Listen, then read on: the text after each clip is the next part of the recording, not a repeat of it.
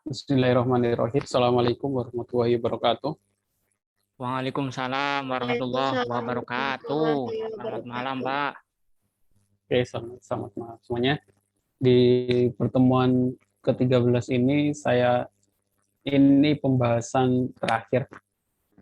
Mungkin yang minggu depan itu login itu opsional ya. Jadi ini adalah pembahasan terakhir tentang minimal project UAS yang harus dikerjakan. Dari saya lihat dari yang sudah mengumpulkan sih, saya nggak yakin nanti ketika project UAS ada yang sudah selesai. Pasti nanti minta tugas tambahan, tugas tambahan, UTS susulan dan lain sebagainya. Oke. Di pertemuan kali ini saya akan bahas tentang laporan, pembuatan laporan, ekspor Excel dan PDF. Saya sudah buat soal UAS-nya kan, sudah saya upload juga.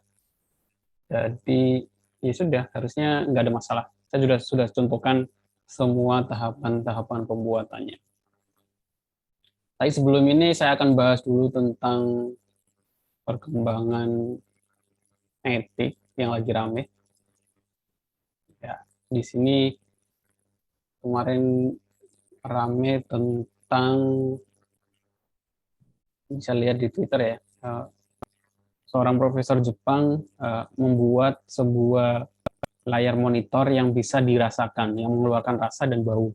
Jadi kalau di layarnya ini menampilkan gambar coklat, seseorang bisa merasakannya sama mencium baunya. Kemarin ada yang buat dari Jepang, Meiji University, Profesor Umi Miyashita. Oke, mungkin ada yang bisa kasih penjelasan algoritmanya bagaimana, logikanya bagaimana untuk buat seperti ini. Mungkin ada yang tahu? Saya lihat yang cuma 3 orang. Saya tanya satu-satu aja. Iksan, kira-kira tahu nggak logikanya bagaimana sebuah layar bisa mengeluarkan bau dan rasa? Wah, nggak nyampe, Pak. Nggak nyangka. Kalau dari judulnya emang bombastis ya. Emang penelitian kebanyakan seperti itu sih dari judulnya itu. Entah itu judul skripsi, penelitian. Tapi kan di sana sebenarnya ada batasan masalah, ada batasannya ini. Kalau saya jelaskan caranya, sebenarnya itu nggak semua rasa juga sudah disiapkan juga. Tapi untuk caranya bagaimana? Nggak tahu ya. Yang lain Ayu Safitri, Sanudin Abdurrahman. Kira-kira tahu nggak? Di logika sederhana harusnya ngerti sih. Kalau dilihat kan nggak mungkin ya tiba-tiba layar mengeluarkan bau dan rasa, itu nggak mungkin. Pasti kita harus milih dulu, Pak. Bagaimana? Biasanya kan harus ada interaksi dulu dari layar monitornya itu apa. Atau mungkin kita kayak Google Voice gitu mungkin. Enggak. Enggak, Pak. Enggak. Sederhana sebenarnya konsepnya. Konsepnya sangat sederhana. Dari penasaran ini saya akhirnya searching di YouTube. Saya juga penasaran ya.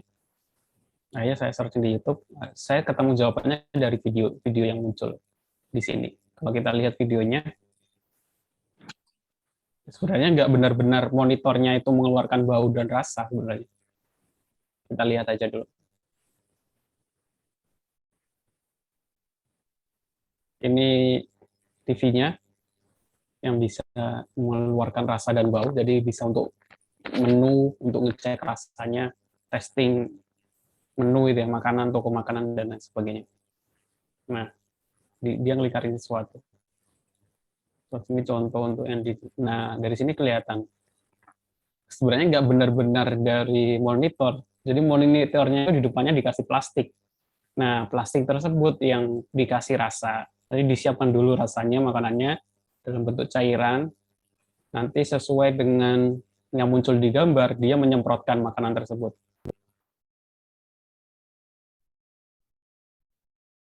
Nah, sebenarnya nggak semua rasa, tapi rasa yang sudah disiapkan sesuai dengan videonya. Nah, itu kalau videonya muncul, alat ini menyemprotkan rasanya ke dalam sebuah plastik yang plastiknya itu jalan di atas sini, di atas monitor tersebut. Cuma sederhana seperti itu. Sederhana kan, nggak butuh AI atau apapun, yang penting kita bisa membaca gambar apa, terus kita membuat hardware untuk bisa menyemprotkan dari gambar tersebut. Sebenarnya kebanyakan penelitian juga seperti itu ya, kelihatan bombastis dan sebenarnya juga sederhana. Oke, itu untuk ini ya, intermezzo pendahuluan tentang perkembangan IT. Saya yakin nanti beberapa tahun ke depan juga ada yang buat seperti ini di kampus mana gitu. Masuk akal kan jadinya. Kalau dilihat dari judulnya pertama mungkin nggak masuk akal gitu ya. Tapi kalau sudah lihat ya jadi masuk akal. Terus ya mungkin yang tertarik industri-industri yang tentang makanan gitu kan. Jadi seseorang nggak harus beli dulu untuk testernya, nggak harus nyiapin Ya paling makanan. Ya testernya hanya bentuk aplikasi kan lebih mudah. Oke, masuk akal. Kayaknya orang Indonesia pun bisa buat ya. Maksudnya nggak harus punya keahlian khusus.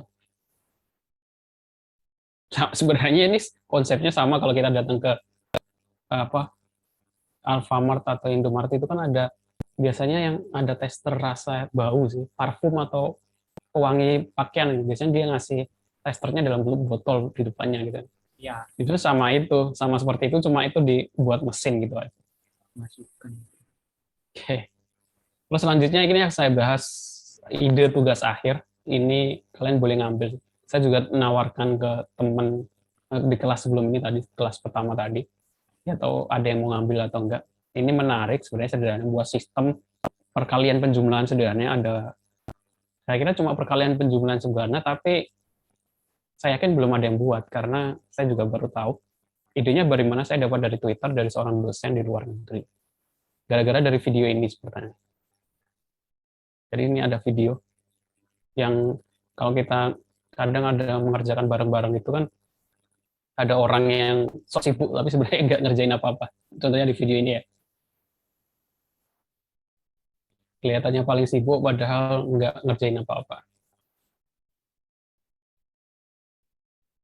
Nah, saya dapat dari Twitter. Terus orang dosen orang Indonesia ngajar di Nanyang University. Nanyang itu nggak tahu kalau udah di Singapura, di Taiwan. Dosen teknik lah.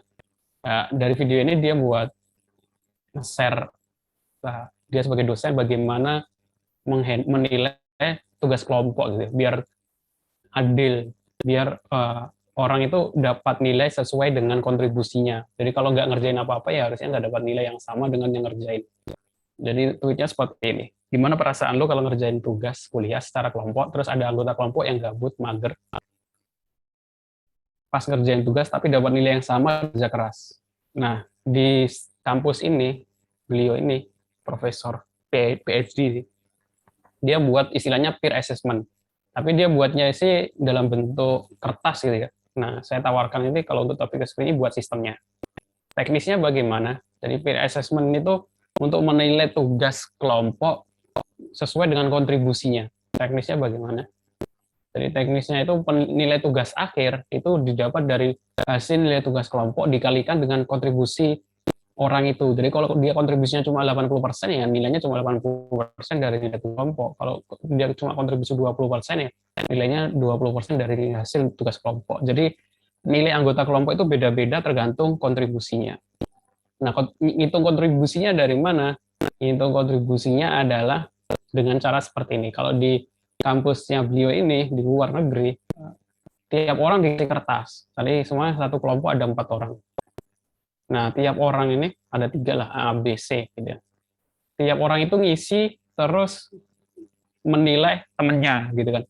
Si A ngisi, B itu kontribusinya berapa persen, C kontribusinya berapa persen, si B ngisi si A itu kontribusinya berapa persen, B kontribusinya berapa, C kontribusinya berapa, si C ngisi A itu kontribusinya berapa persen, C kontribusinya berapa persen. Kalau ini pakai kertas ya.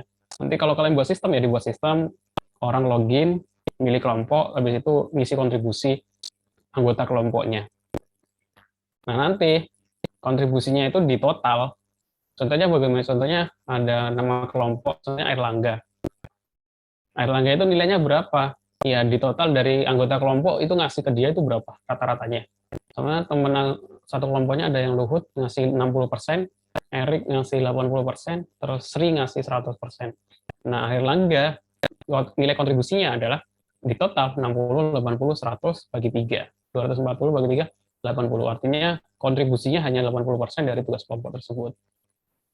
Jadi nilai akhirnya berapa? Nilai akhirnya cuma kelompok itu mendapatkan nilai 92. Ya berarti dikalikan 80% karena kontribusi dia 80%. Jadinya 73,6. Nah, saya juga baru tahu konsep seperti ini. Mengapa kadang saya juga nggak, insya Allah saya nanti implementasikan lah di semester depan. Sebelumnya saya nggak buat tugas kelompok ya karena kadang ada satu kelompok yang nggak ngerjain sama sekali. Akhirnya kan jadi ribut sendiri kan sama temennya. Tapi kalau dengan adanya sistem seperti ini, jadi lebih adil gitu ya. Jadi semua kita punya teman yang ini dirahasiakan ya biar nggak berantem satu sama lain. Jadi dia nggak ngerjain apa-apa, kalau kita isi kontribusinya cuma 20% atau 10% gitu. Nah ini dibuat sistem, kalau mau jadi ide tugas akhir buat sistem untuk penilaian kelompok, jadi satu kelas itu login, milih kelompok, habis itu dia ngisi kontribusi, teman-teman kelompoknya, dosen ngisi nilai akhirnya, nanti muncul total akhir nilai masing-masing anggota. Oke, paham maksudnya ya? Kalau mau ngambil silakan. Ini topik tugas akhir, skripsi. Kalau mau ngambil, kasih tahu saya, insya Allah saya implementasikan kalau berjalan dengan baik. Jadi lebih adil gitu ya, untuk tugas kelompok. Oke, itu ide tugas akhir saya dapatkan dari Twitter. Masalahnya, nah rumusan masalah di awal ya ini pendahuluan nih. Tinggal dijabarkan dalam satu kalimat atau satu bracket, yaitu karena ketidakadilan dalam penilaian atau ada teman yang kerja dan lain. Tinggal dicari teorinya di teori pendidikan yang banyak. Oke, seperti itu. Sebenarnya penilaian seperti ini tuh di jurusan pendidikan itu ada banyak sih. Nah, yang mereka kadang ngerjainnya pakai Excel. Nah, kita sih sebagai anak IPIK, kita implementasikan ke sebuah sistem. Sama seperti kalau saya masih ingat skripsi saya itu ujian online ya. Skripsi saya buat ujian online, tapi ujian online-nya itu beda. Soalnya itu bukan random, tapi bukan acak, tapi soal itu sesuai kemampuan siswa. Jadi setiap soal itu ini ada teorinya dalam dunia pendidikan, tapi nggak dipakai. Setiap soal itu punya tingkat kesulitan. Jadi ujian pertama, soal pertama, itu kita taruh tingkat kesulitannya menengah. Nah, kalau dia bisa jawab, tingkat kesulitannya naik. Kalau jawabnya salah, tingkat kesulitannya turun. Jadi konsepnya ini adaptive test, istilahnya. Ini lebih adil, karena tiap orang itu mendapatkan soal sesuai dengan kemampuannya. Sebenarnya ujian sekarang itu kan nggak adil.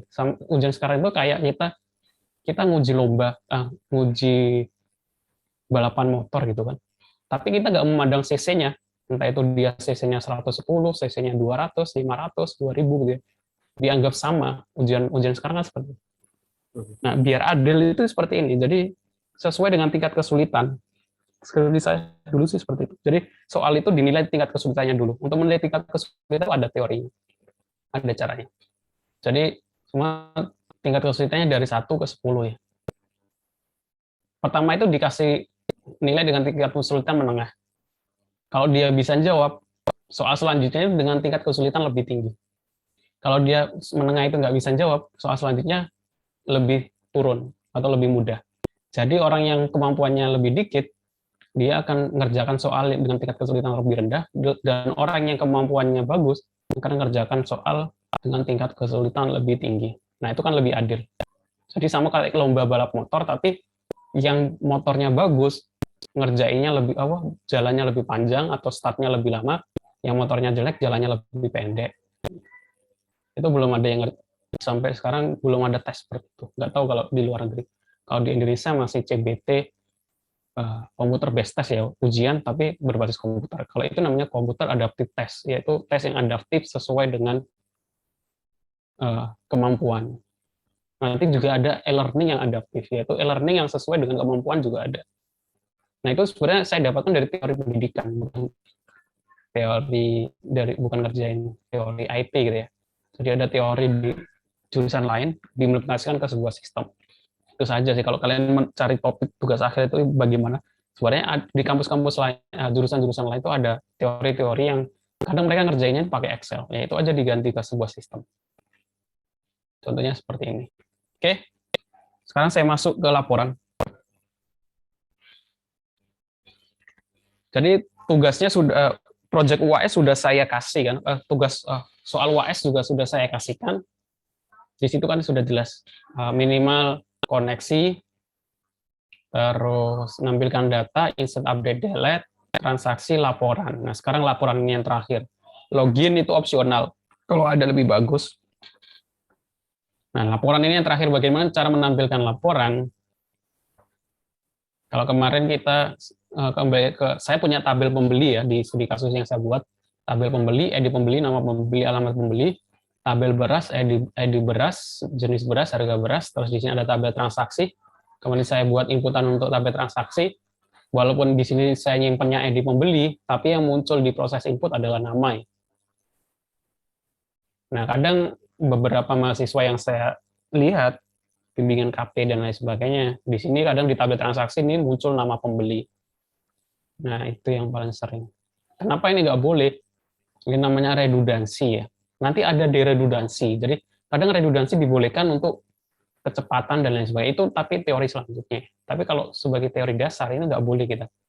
Namanya nyimpan data, sebenarnya di tabel transaksi ini ada nama pembeli, di sini juga ada nama pembeli. Itu redundansi. Jadi akan masalah kalau seumpama saya pengen ngerubah data. Jadi di sini semuanya namanya Dudu. Ternyata asli namanya itu Didi. Nah, yang saya rubah yang mana? Kan bingung. Kalau saya ngerubah di tabel pembeli, ya di sini yang berubahnya di sini. Di tabel transaksi namanya tetap Didi. Karena kita buat insert di sini nama pembeli sendiri. Nah, biar itu nggak terjadi, makanya disimpan adalah primary key-nya. Primary key-nya ada ID pembeli, ya di sini ID pembeli. Ketika namanya salah, ya sini Didi. Nah, ini juga akan berubah ya, karena untuk menampilkan nama kita menggunakan join dari ID pembeli. Nah, sekarang proses laporan. Laporan itu kalau di kasus saya, nah di proses laporan itu cara gampangnya itu bagaimana? Cara gampangnya itu kalian pikirkan apa yang ingin kalian cetak di laporan. Sebelum kalian mikirkan yang di join itu apa saja sih. Lebih mudah sih kalian buat di Excel aja seperti ini sih. Tabel pertama, tabel kedua, terus tabel transaksi. Terus laporan kalian pengen yang ditampilkan di laporan itu apa saja. Nah, kalau kalian buat sistem kan biasanya yang owner projectnya kan, saya pengen laporannya isinya ini gitu. Ya, ya kita buat aja. Sebenarnya di sini saya pengen laporannya itu ada tanggal transaksi, nama pembeli, alamat, terus jenis beras yang dibeli, harganya, dia belinya beratnya berapa kilo, terus total. Nah, kita tulis seperti ini. Dari sini nanti kita ketahuan, oh kita harus menjoinkan berapa tabel, atau tabel apa saja yang harus kita joinkan. Kalau di sini cuma 3 tabel dan semuanya harus dijoinkan, lebih mudah. Nanti kalau di implementasi sistem yang real, bisa 5, 10 tabel, 20 tabel, terus akhirnya kita untuk laporan joinkan berapa tabel gitu ya. Bisa 5, 6, bisa banyak. Di sini kan lebih mudah untuk contoh gitu. Nah, dari sini, oh saya pengen nampilkan ini. Akhirnya kita tahu tanggal transaksi di tabel transaksi, nama pembeli di tabel pembeli. Ini juga di tabel pembeli, ini di tabel beras, ini di tabel transaksi. Akhirnya intinya kita menjoinkan 3 tabel tersebut untuk proses laporan. Nah, itu sintaknya bagaimana? Nanti saya kasih contohnya, tapi kan harusnya sudah kalian dapatkan, sudah kalian pelajari di mata kuliah basis data atau perancangan basis data ya. Kalau belum, ya dipelajari lagi, tutorialnya banyak bagaimana joinkan 3 tabel. Sebenarnya ada left join, inner join, right join, ada inner join sama right join, tapi sebenarnya orang lebih suka inner join. Maupun mau pengen apapun, kadang orang lebih suka inner join. Yang dipakai selalu inner join. Ini sintaknya bagaimana? Kalau saya contohnya adalah ini. Jadi ini kurang ideal sebenarnya. Kenapa? Karena sebenarnya nggak butuh semua tabel, nggak butuh semua field. Tapi biar lebih mudah, saya select bintang aja semuanya. Select pembeli dot bintang itu artinya saya select semua di tabel pembeli, select beras dot bintang, select bintang semua di tabel beras, select transaksi dot bintang, saya select semua di tabel transaksi. Nanti kita yang ingin kita tampilkan tinggal kita select di bagian PHP-nya gitu. Yang pengen kita tampilkan ya kita echo, yang nggak pengen kita tampilkan ya nggak kita tampilkan dari PHP. Terus ini inner join-nya from transaksi inner join pembeli. Jadi ini dari transaksi kita inner join-kan pembeli on transaksi.id transaksi.id pembeli, ID pembeli di transaksi sama dengan ID pembeli di pembeli. Kita inner join-kan lagi ke beras on transaksi ID beras sama dengan beras ID beras. Itu join 3 tabel. Terus kita urutkan order by transaksi ID pembeli. Kita urutkan berdasarkan ID pembeli di transaksi. Ascending. Ascending itu dari kecil ke besar. Kalau nanti dari besar ke kecil jadi descending. Tergantung studi kasusnya. Kalian pengen mengurutkan berdasarkan transaksi, berdasarkan ID pembeli, berdasarkan tanggal, atau lain sebagainya.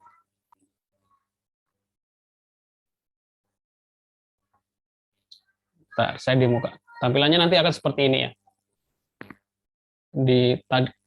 Kalau di saya kan kalau kalian nggak ekstrak, kalau di sini kan saya sidebar itu saya buat sendiri ya, sidebar.php. Jadi ketika saya ingin nambahkan laporan, saya tinggal ngedit satu file sidebar.php. Tapi kalau kalian semuanya jadiin satu, kalian nambahkan laporan, kalian ngerubah semua file gitu ya. Di file master pembeli kalian tambahkan transaksi, di master beras kalian tambah laporan gitu. Tapi kalau ini saya pisah, saya cuma buka sidebar.php, saya tambahkan laporan. Itu kelebihannya kalau kita pisah gitu ya. Selanjutnya ini tampilan laporannya. Di sini ada laporan beras, terus ini yang tadi yang ingin saya sampaikan. Nah, total ini dari mana? Total ini kan nggak ngambil dari database. Total ini itu yang variabel harga kita kalikan dengan variabel berat. Kita masukkan ke variabel total. Terus di sini ada fungsi print untuk cetak dalam bentuk, kalau kita pengen print atau ekspor ke dalam Excel. Dua ini sebenarnya mudah, cuma dua sintak.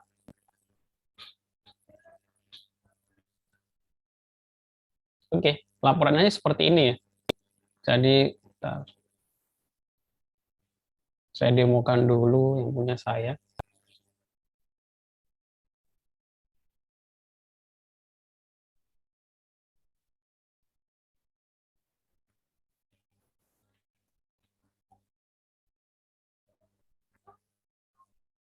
Nah di sini kemarin ada yang di kelas lain ada yang ditampilnya tuh ID ya. Kalau ID kan kita nggak hafal ID, yang kita hafal itu kan namanya, nama pembeli atau jenis berasnya. Jadi contohnya saya pengen si transaksi baru, Tony beli Raja Lele, beratnya berapa? 5 kilo. Kita enter, dia akan menuju ke laporan.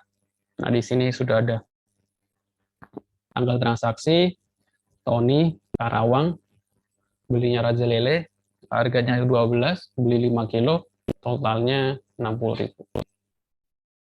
Nah, laporannya seperti itu aja. Nanti tinggal print sama Excel. Print sama Excel bagaimana? Untuk cetak print, hanya menampilkan sintaknya ini saja. Script window dot print fungsi print. JavaScript ya, script. Ini taruh di bawah. Jadi, sama kita buat file cetak.php atau file apa.php, kita singkirkan sidebar, header sama bawahnya, footer, kita sisakan yang di tengah ini, terus kita tambahkan script tadi, Windows script print fungsi print ya di JavaScript.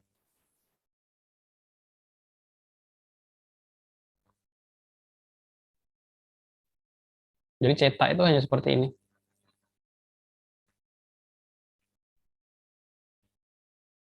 Kita tambahkan bawahnya script window.print. Kalau diklik, nah dia akan menuju cetak.php, terus muncul menu atau dialog atau modal print gitu ya. Kita tinggal save as atau save as PDS atau print kalau ada printer yang connect. Karena ini cetak.pht itu seperti ini. Jadi isinya cuma ini, kita singkirkan header sidebar-nya, kita tambahkan Windows script di bawahnya. Jadi kalau kita refresh muncul itu saja untuk laporan, nggak susah ya. Ini cetak print. Terus export Excel, ya cuma dua. Kalau export Excel, CSS-nya kalian hilangkan, terus di atasnya itu tulis seperti ini, content type aplikasi, MS Excel, terus header content disposition, attachment file, nama file yang akan mau di-save.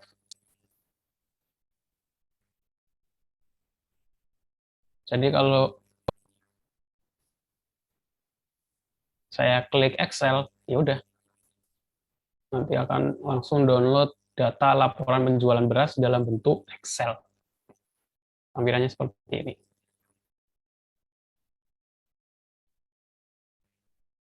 Oke. Kalau diperhatikan, ini sebenarnya saya buat fungsi tanggal ya. Di sini ada tanggal. Tanggal itu saya save-nya bukan sebagai tanggal, tapi saya save-nya sebagai varchar. Kalau dilihat di Oracle-nya, jadi saya buat fungsi untuk menerjemahkan dari data seperti ini, contohnya 24, 12, 2021. Jadi kita substring tengahnya ini, terus kita switch case, kalau 1 ya Januari, kalau 2 Februari, kalau 3 Maret, sampai kalau 12 Desember. Jadi dari database-nya itu seperti ini, saya buat fungsi untuk ekstrak menjadi sebuah tanggal, biar lebih mudah dilihat menjadi seperti ini, 17 Desember 2021.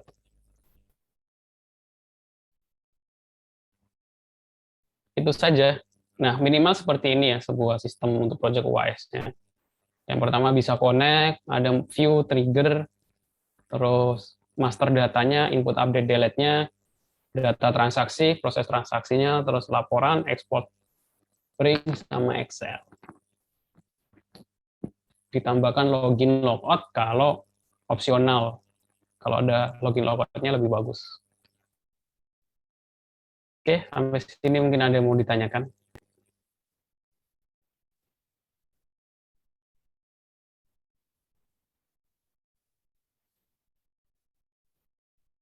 Kenapa ada yang nanya di WhatsApp ya pas perkuliahan?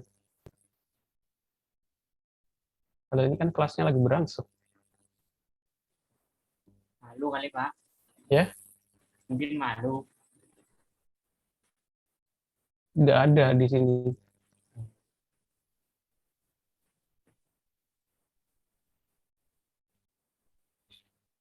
Nggak ikut perkuliahan Zoom, tapi nanya di WhatsApp ada saja. Yang lain ada yang mau ditanyakan?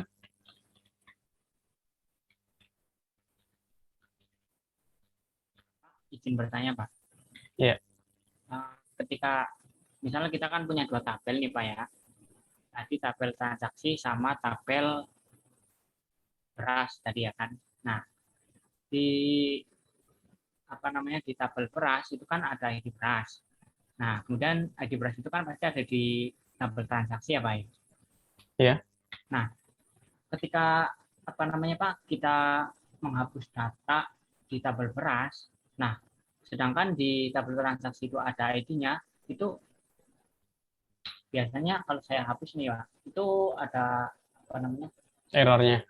Error. Bentar, saya tadi nggak ngikutin. Jadi ada tabel beras. Ya. Nah, di sini tabel transaksi kan ada ID beras juga. Tabel transaksi. Oh, mau delete di tabel beras. Iya. Nah, di sini terus nggak bisa karena dia ini kan ada foreign key-nya Nah, di transaksi. Gimana itu Pak? Berarti ada solusi nggak Pak? Misal kita mau ini kan misal stok habis nih atau udah harus delete dulu di tabel transaksinya. Karena kan di data ini dibutuhkan di tabel transaksi. Logikanya seperti itu. Ini kan data master kan maksudnya, data master. Ya. Ini kan data transaksi. Kan kita butuh data master untuk transaksi. Kalau kita pengen ngapus ya logikanya nggak bisa, nanti transaksinya akan terjadi masalah, gitu kan? Emang dibuat nggak bisa seperti itu, logikanya emang kita harus hapus dulu di tabel transaksi.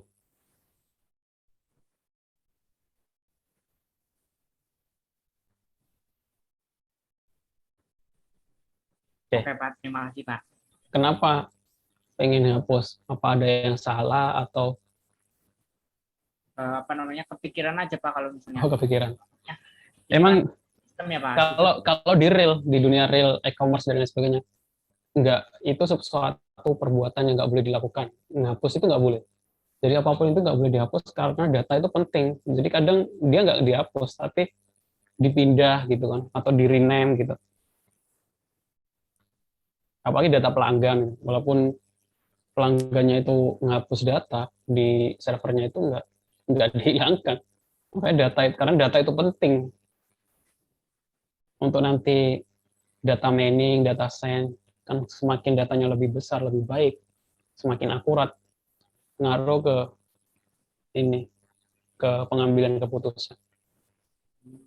Soalnya apa namanya, di tempat kerja itu kan ada nih Pak, misal di data master master barang itu ada kan ID jenis barang itu, kayak misal kalau saya kan di PT Crispo ada departemen yang namanya cleaning and Hmm. service equipment, misal seperti itu. Nah, itu ada pembaruan gitu Pak. Nah, di ini di apa, di data masternya itu udah berubah jadi hanya cleaning equipment saja. Nah, kalau misalnya waktu itu kan saya pernah coba menghapus, kan ya, menghapus itu nggak bisa. Nah, kalau mengupdate itu berarti logikanya nggak bisa itu, kan ntar di transaksi bermasalah dong. Saya pikirannya kayak gitu, jadi saya tanya Pak. Ya. Solusinya ya, seumpama beras ini sudah nggak ada, ya nggak perlu dihapus ya, dibiarin aja. Kalau kita buat data baru, itu sih. Gimana tuh? Ya emang seperti itu. Ya ada lagi yang mau ditanyakan? Itu emang itu sih, maksudnya pengalaman ya. Kadang pengalaman akan menemukan hal seperti itu ya. Itu nggak akan kalian temukan kalau nggak buat project, nggak buat sistem. Betul, Kalau Pak. yang belum pernah buat sistem nggak akan nanya, maksudnya nggak akan menemukan hal seperti itu. Terus satu lagi Pak, untuk login itu nanti Bapak buatkan atau tidak ya Pak? Penasaran Pak, soalnya dari kemarin saya cari nih, login itu nggak bisa-bisa. Bisa, misal login itu bisa, tapi entah itu usernya benar atau salah itu pasti bisa masuk. Login itu, berarti belum pernah buat sistem dengan ada loginnya. Kalau pakai ini sih MySQL itu pasti bisa Pak. Cuman kalau yang pakai ini database Oracle ini itu kayak kebacanya itu usernya itu malah user yang ada di yang kita buat di ini Pak, di database Oracle. Kayak user saya kan, user saya itu 311 Kok bisa? Harus, ya kan sama seperti semuanya kita kalau bisa menampilkan pandan wangi, ya harusnya kan ini kita ini. Apakah usernya sama dengan pandan wangi? Ya nanti saya buatkan lah minggu depan. udah Wah, ya Pak, udah nyari-nyari nggak bisa. Belum bisa, belum. di sini ada kelas lain juga masih ada yang nanya belum bisa connect, sudah restart Apache dan lain sebagainya. Kayaknya nanti saya bahas koneksi lagi di minggu depan. Oke, ada lagi yang mau ditanyakan? Saya juga nggak yakin di kelas ini sudah connect, udah bisa connect, uh, Oracle-nya udah bisa connect atau belum ke PHP. Itu dulu sih kalau belum pernah, kalau belum ngerjain semua. Ternyata masih ada yang belum bisa.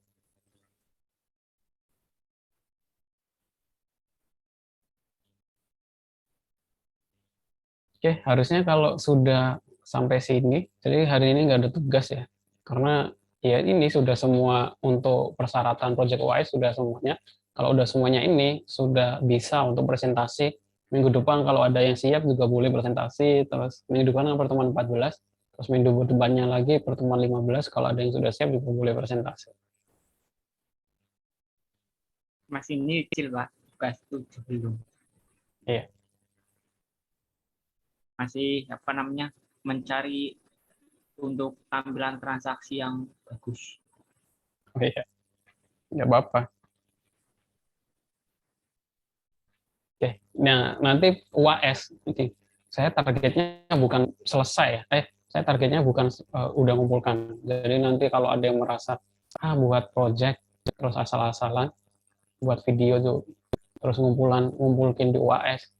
Nanti saya cek. Kalau ketika UAS nggak sesuai minimal, kan saya buat minimal bisa sesuai persyaratan yang saya syaratkan, connect dan lain sebagainya. Nanti saya kontak untuk menyelesaikan. Jadi walaupun UAS-nya udah selesai, jadi targetnya bukan mengumpulkan, tapi selesai. Jadi kalau sudah mengumpulkan tapi belum selesai, nanti saya tahan dulu nilainya untuk saya minta untuk selesaikan. Jadi targetnya selesai. Jadi ya dipaksa gitu ya biar selesai. Kalau nggak gitu nggak di.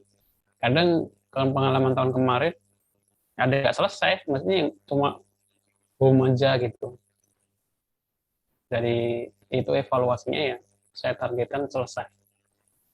Jadi sama kayak kalau kan UAS terus itu sama kayak ada UAS 10 soal, terus dia cuma ngumpulin satu soal gitu. Terus dianggapnya udah selesai atau kuliahnya udah selesai.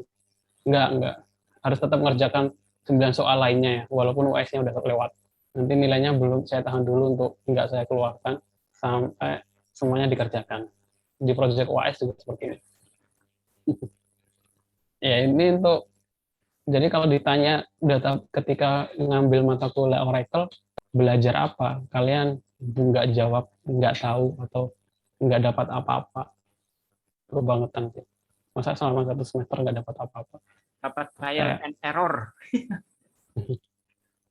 Yang kita bahas banyak banget ya, dari pertama install Oracle, koneksi, Belajar PLS. instalasi, buat user, grant, terus PLSQL, buat di CDM, PDM, IRD, buat tabel, join, koneksi, tampilkan, insert, update, delete, trigger, view, banyak banget. Jadi kalau ditanya di database mata kuliah database Oracle apa aja yang dipelajari, kalian harusnya bisa jawab dengan mudah.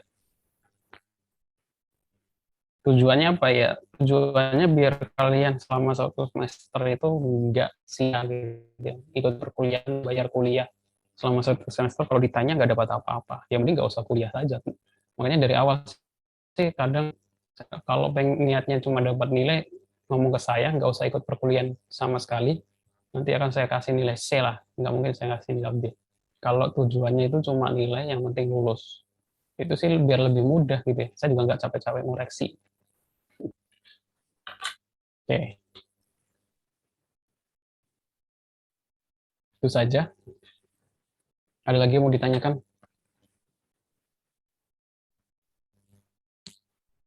Kalau nggak ada, saya cukupkan perkuliahan kita hari ini. Terima kasih untuk yang sudah datang. Saya akhiri. Assalamualaikum warahmatullahi wabarakatuh. Waalaikumsalam warahmatullahi wabarakatuh.